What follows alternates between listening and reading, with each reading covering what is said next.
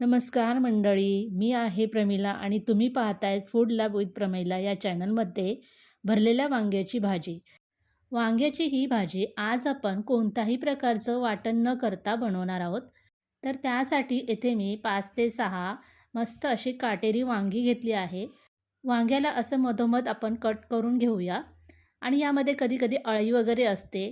या प्रकारे आपण जर कट केली तर वांग्यातली अळी वगैरे आपल्याला दिसू शकते. आता वांगी आपल्याला मिठाच्या पाण्यात ठेवायची आहेत. यामुळे आपली वांगी ही काळी पडणार नाही आहे. याचा मागचा देठ तुम्ही काढू शकता, नाही काढलात तरी चालेल. पण मी वांग्याचा हा मागचा देठ काढते आहे आणि अशा प्रकारे वांगी कापून मी मिठाच्या पाण्यात घालून ठेवते आहे. सगळी वांगी कापून झाली आहे. आता आपल्याला येथे मीडियम आकाराचा एक कांदा घ्यायचा आहे. तो सुद्धा याचं साल वगैरे काढून चांगला स्वच्छ धुवून घ्यायचा आहे. कांद्याचं साल काढल्यानंतर पाहिलं तर बघा, येथे कांद्याला काळ्या रंगाची काजळी आली आहे. त्यामुळे आपण येथे कांदा हा स्वच्छ धुवून घेऊया. कांदा स्वच्छ धुवून घेतल्यानंतर आपल्याला कांदा हा बारीक-बारीक असा कापून घ्यायचा आहे. तर इथे मी कांदा कापते आहे. तोपर्यंत तुम्ही माझ्या चॅनलवर नवीन असाल तर चॅनलला प्लीज सबस्क्राईब करून घ्या आणि शेजारील बेल आयकॉनवर क्लिक करा, म्हणजे माझे पुढचे सगळे व्हिडिओ तुम्हाला पटकन पाहायला भेटतील. कांदा कापून झाला आहे, तर आता हिरवीगार कोथिंबीरसुद्धा आपल्याला अशाच प्रकारे बारीक-बारीक कापून घ्यायची आहे. कधी-कधी काय होतं, आपण बाहेर गेल्यामुळे आपल्याला उशीर झालेला असतो घरी येण्यासाठी आणि घरी आल्यानंतर आपल्याला अशा प्रकारे रस्साभाजी बनवायची असते भाकरीबरोबर किंवा चपातीबरोबर खाण्यासाठी. त्यावेळी तुम्ही अशा प्रकारे झटपट होणारी वांग्याची रस्साभाजी जरूर करू शकता. मुळात म्हणजे ही भाजी बनवण्यासाठी अगदी 10 मिनिटं पुरेसे आहेत.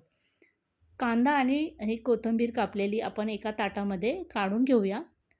आता आपण येथे वाटण वगैरे काही घालणार नाही आहे, तर त्यासाठी काय करणार आहे मी, भाजलेल्या शेंगदाण्याचा कूट येथे माझ्याकडे ऑलरेडी आहे, तर त्यातला मी 3 ते 4 चमचे शेंगदाण्याचा कूट घेतला आहे. भाजलेल्या शेंगदाण्याचा कूट असा बरणीमध्ये भरून ठेवायचा, आयत्यावेळी बरा पडतो घेण्यासाठी. त्यानंतर यामध्ये आपण काही सुके मसाले घालूया. मसाल्यामध्ये 2 चमचे लाल तिखट, पाव चमचा हळद पावडर, 2 चमचे गरम मसाला, 2 छोटे चमचे धण्याची पावडर आणि 2 छोटे चमचे मी यामध्ये कांदा लसूण मसाला घातला आहे. चवीपुरतं मीठ घातलं आहे आणि चांगलं आता मिक्स करून घेऊया.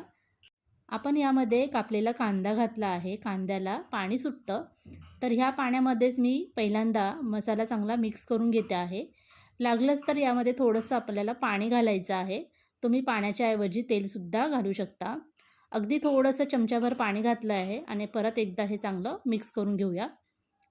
आता हा मसाला चांगला मिक्स करून झाल्यानंतर आपल्याला कापलेल्या वांग्यामध्ये हा मसाला छान असा दाबून-दाबून भरून घ्यायचा आहे. मसाल्याचे प्रमाण तुमच्या आवडीनुसार तुम्ही येथे कमी जास्त करू शकता. आता येथे मी 6 वांगी घेतली आहे, त्यानुसार येथे मसाला मी वापरला आहे. तुमच्याकडे वांग्याचं प्रमाण जास्त असेल तर कांदा आणि मसाले जास्तीचे तुम्ही वापरू शकता.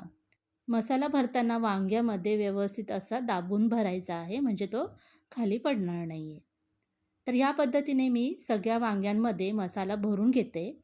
तुम्ही इथपर्यंत व्हिडिओ पाहिलाच आहे आणि तुम्ही व्हिडिओला लाईक केलं नसेल तर पटकन व्हिडिओला लाईक करून घ्या. आणि जर तुम्हाला ह्या वांग्याची भाजी आवडली तर माझ्या ह्या व्हिडिओला कमेंटसुद्धा करा की वांग्याची भाजी कशी झाली आहे.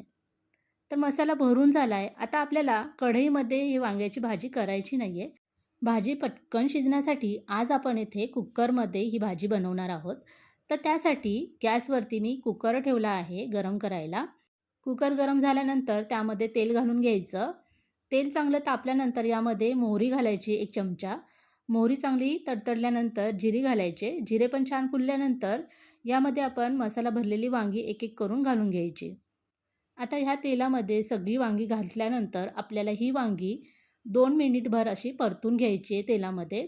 तेलामध्ये वांगी छान अशी परतल्यामुळे वांगी मस्त अशी चवीला लागतात. वांगी चांगली परतल्यानंतर आपल्याला जो उरलेला मसाला आहे तो यामध्ये घालून घ्यायचा आहे. मसालासुद्धा यामध्ये चांगला आता परतून घ्यायचा आहे 1 मिनिटापर्यंत. मसाला परतून झाल्यानंतर आता यामध्ये आपल्याला पाणी घालायचं आहे. आपण ज्या भांड्यामध्ये मसाला हा तयार केला होता त्या भांड्यामध्ये थोडंसं पाणी घालायचं आणि हे पाणी या कुकरमध्ये घालून घ्यायचं.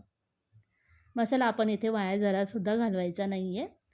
तर इथे मी बघा हे पाणी घातलं आहे मसाल्याच्या ताटामधलं. आज मी येथे वांग्याची भाजी ही भाकरीबरोबर खाण्यासाठी बनवणार आहे. तर त्यासाठी मला थोडासा रस्सा हवा आहे म्हणून मी याच्यामध्ये थोडं अजून पाणी घालते आणि वांगी शिजण्यासाठी सुद्धा आपल्याला थोडे पाण्याची गरज आहे. तर इथे मी अर्धा ग्लास परत पाणी घातलं आहे आणि कुकरचं झाकण लावून आता आपल्याला मीडियम फ्लेमवरती 2 शिट्ट्या करून घ्यायच्या. 2 शिट्टीमध्येच वांगी मस्त अशी शिजतात. जर तुम्ही जास्त शिट्ट्या केल्या तर वांगी जास्त शिजली जातात आणि त्यांचा गाळ होतो. 2 शिट्टी झाल्यानंतर मी गॅस बंद केला. आता कुकर थंड झाला. कुकरचं झाकण काढूया. कुकरचं झाकण काढल्यानंतर इथे मस्त अशी आपली वांग्याची रस्सा भाजी तयार झाली. थोडासा जास्तीचा रस्सा मी इथे ठेवला आहे कारण भाकरीबरोबर ही वांग्याची रस्सा भाजी मला खायची आहे. तर मस्त अशी झणझणीत आणि चमचमीत आपली इथे वांग्याची रस्सा भाजी तयार झाली आहे.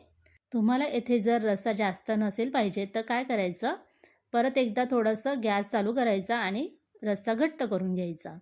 मस्त येथे बाजरीच्या भाकरीबरोबरती मी वांग्याची रस्सा भाजी सर्व करते आहे. गरमागरम ही भाजी आणि भाकरी येथे खाण्यासाठी तयार झाली आहे. तुम्हाला ही रेसिपी कशी वाटली, आवडली असेल तर कमेंट जरूर करा आणि तुम्हीसुद्धा अशी झटपट होणारी वांग्याची मस्त अशी झणझणीत रस्सा भाजी एकदा जरूर करून बघा. आपण पुन्हा भेटूया अशाच एक झटपट होणाऱ्या नवीन रेसिपीबरोबर. तोपर्यंत बाय बाय.